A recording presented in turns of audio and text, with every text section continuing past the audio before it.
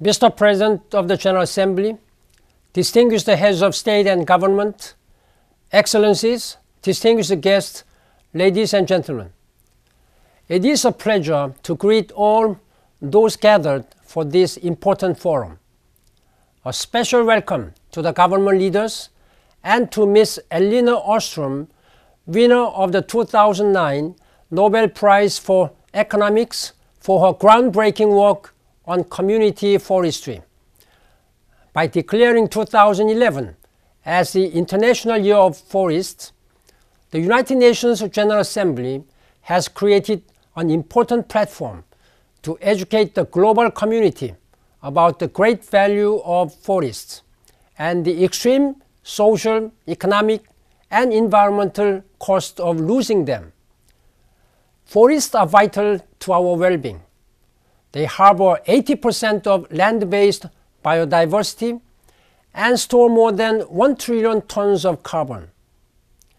Greenhouse gas emissions from deforestation account for more than those by the world's entire transportation sector. At the recent climate change conference in Cancun, Mexico, governments took an important step towards building a low-emissions, climate-resilient future. The balanced package of measures on which they agreed included progress on the conservation and sustainable management of forests.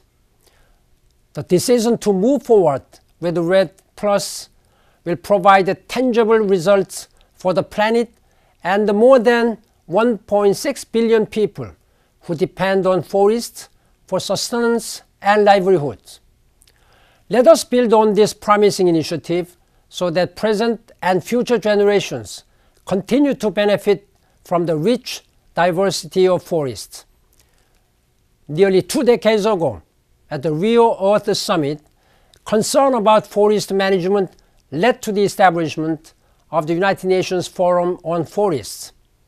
In this international year, and as we look ahead to the Rio +20 conference in 2012, we have a chance to agree on how best to realize the full potential of forests for sustainable development, economic stability, the fight against poverty, and our efforts to ensure future prosperity for all.